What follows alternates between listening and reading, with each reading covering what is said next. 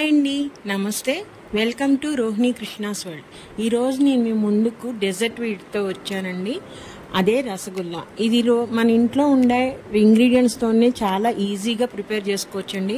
కొన్ని టిప్స్తో కనుక చేసుకుంటే షాప్లో కొన్న విధంగానే అదే టేస్ట్తో వస్తుంది. మరి అది ఎలా చేయాలో ఏంటో మీకు కూడా చూపిస్తాను. నా కిచెన్లోకి పదండి. ముందుగా ఒక 1/2 లీటర్ పాలు తీసేసుకొని అది మరగబెట్టాలండి. ఎప్పుడైతే పొంగు వస్తుందో అప్పుడు ఒక 2 స్పూన్ల లెమన్ కనుక వేసామంటే లెమన్ జ్యూస్ పాలు విరిగిపోతాయి అన్నమాట. ఆ క్లిప్ మిస్ అయిందండి, అందుకే చూపించలేకపోతున్నాను. అలా విరిగిపోయిన పాలని మనము ఇట్లా ఒక జల్లెడ దాంట్లో వేసుకొని ఆ వాటర్ అంతా డ్రైన్ అయ్యేలాగా పెట్టుకోవాలండి. ఎప్పుడైనా మన ఇంట్లో పాలు విరిగిపోతాయి కదా, దాంతో కూడా తయారు చేసుకోవచ్చు దీన్ని. మనము మొత్తము ఆ పనీర్లో ఉన్న వాటర్ అంతా మొత్తం డ్రై అయిపోవాలండి. వాటర్ ఉందంటే మనకి రసగుల్లాలు కరెక్ట్గా రావన్నమాట. వాటర్ అంతా మొత్తం పోయిన తర్వాత అదంతా ఒక ప్లేట్లోకి వేసేసుకొని ఇప్పుడు దానిలోకి 1 స్పూన్ మైదా వేసుకోవాలండి. వాటర్ ఎక్కువ ఉండటం వల్ల ఏమవుతుందంటే మనము ఆ పన్నీర్ని ముద్దగా చేయడానికి రాదనమాట. ఎప్పుడైతే అలా రాదో మనం మైదా పిండి ఎక్కువ వేసేస్తాం. దానివల్ల ఏమవుతుందంటే రసగుల్లాలు అనేవి పిండి పిండిగా ఉంటాయండి. అందుకని ముందుగానే మనం వాటర్ అంతా మొత్తం దాంట్లో నుంచి పోయేదాకా డ్రైన్ చేసేసుకోవాలి.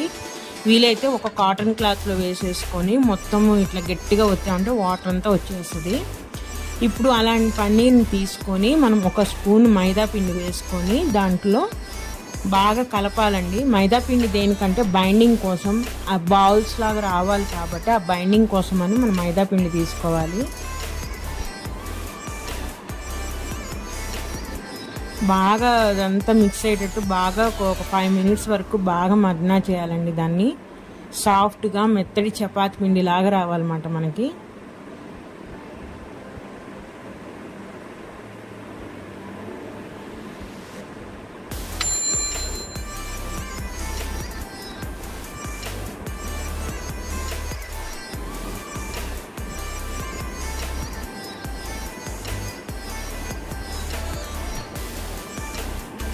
చూసారా ఎంత సాఫ్ట్గా మనకి చపాతీ పిండిలాగా బాగుంది కదా.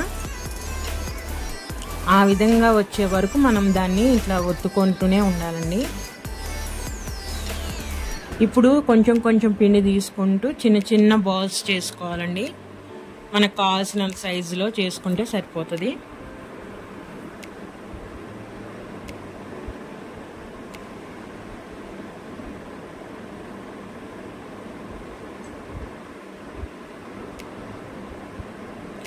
పిండి అంతా మొత్తం ఎన్ని ఉండలు అయితే అన్ని ఉండలు మనం రెడీ చేసేసుకొని రెడీగా పెట్టుకోవాలండి.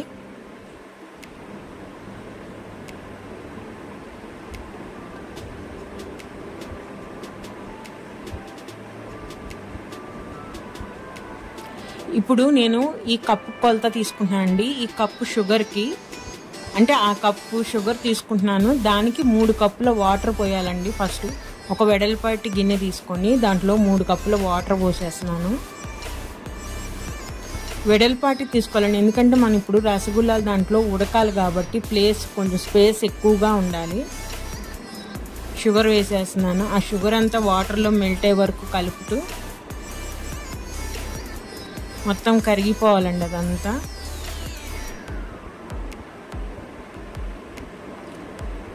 మొత్తం కరిగిపోయింది కదా. ఇప్పుడు ఆ వాటర్ అంతా బాయిల్ స్టేజ్ వచ్చే వరకు మనము దాన్ని బాయిల్ చేయాలండి. బాయిల్ స్టేజ్ వచ్చింది కదా, ఇప్పుడు మనం ఇందాక తయారు చేసుకున్న రసగుల్లాలు అంటే ఆ బాల్స్ని మనము ఆ పంచదార పాకంలో వేసేయాలండి. మొత్తము ఒకదాని మీద ఒకటి పడకుండా దూరం దూరంగా వేసేయాలి. మనం చేసుకున్న ఆ ఉండలన్నీ ఒకేసారి బాయిల్ అవ్వాలండి. అందుకే వెడల్పాటి గిన్నె తీసుకుంటే మనకి ఒకే ట్రిప్తో అయిపోతుంది అన్నమాట. ఇట్లా వేయగానే కదలపకుండా 1 నిమిషం పాటు అలా ఉంచాలండి వాటిని.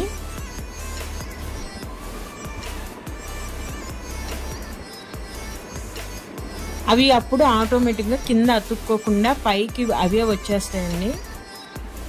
అలా ఎప్పుడైతే పైకి అవి తేలాడుతూ అలా వస్తాయో అప్పుడు మనం గరిటె పెట్టి కొంచెం అటు ఇటు తిప్పుకోవాలి వాటిని.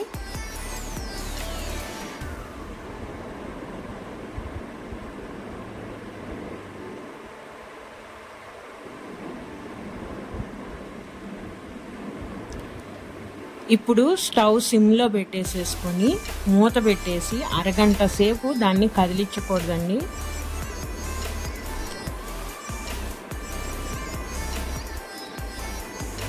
చూసారా, ఆ బాల్స్ ఇందాక వేసినప్పటికి ఇప్పటికి సైజు పెరిగినాయి కదా.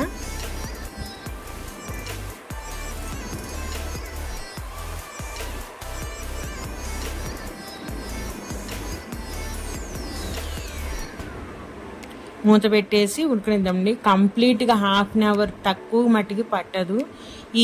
ఇప్పుడు ఈ రసంలో ఏదైతే మన పంచదార పాకంలో ఆ ఉండలు ఉడికేది, ఫస్ట్లో మనం మైదా పిండి వేసుకునేది, ఈ రెండింటి మీదే రసగుల్లా టేస్ట్ అనేది అది ఆధారపడి ఉంటుందండి. కాబట్టి మనము కంపల్సరీ సిమ్లో పెట్టేసుకొని హాఫ్ అన్ అవర్ పక్కా పడుతుందండి. అప్పుడే జ్యూస్ అనేది లోపల దాకా వెళ్తుంది, ప్లస్ ఆ ఉండలు కూడా లోపల కూడా ఉడుకుతాయండి. లేతే పై వరకు బాగుంటుంది కానీ లోపల వైపు పిండి పిండిగా గట్టిగా ఉంటుంది. చూసారు కదా, అంతా పీల్ చేసేసుకుంది రసగుల్లా రసం. ఇప్పుడు మనం స్టవ్ ఆఫ్ చేసేసుకొని దీన్ని మొత్తం చల్లారనివ్వాలండి. చల్లారనిచ్చేసి ఫ్రిడ్జ్లో పెట్టేసుకోవాలి. ఒక 2 అవర్స్ పెట్టుకొని తీసేస్తే మన రసగుల్లాలు రెడీ అండి. చూసారా ఎంత బాగున్నాయో. టేస్ట్ చాలా బాగుంటుందండి. అచ్చం షాప్లో కొన్నట్టుగానే ఉంటుంది. నేను చెప్పిన టిప్స్ కనుక పాటించి చేస్తే టేస్ట్ చాలా బాగుంటుందండి. ఒకసారి మీరు కూడా ట్రై చేయండి. ఇదేనండి ఈరోజు వీడియో. నా వీడియోస్ కనుక నచ్చితే ప్లీజ్ సబ్స్క్రైబ్ మై ఛానల్.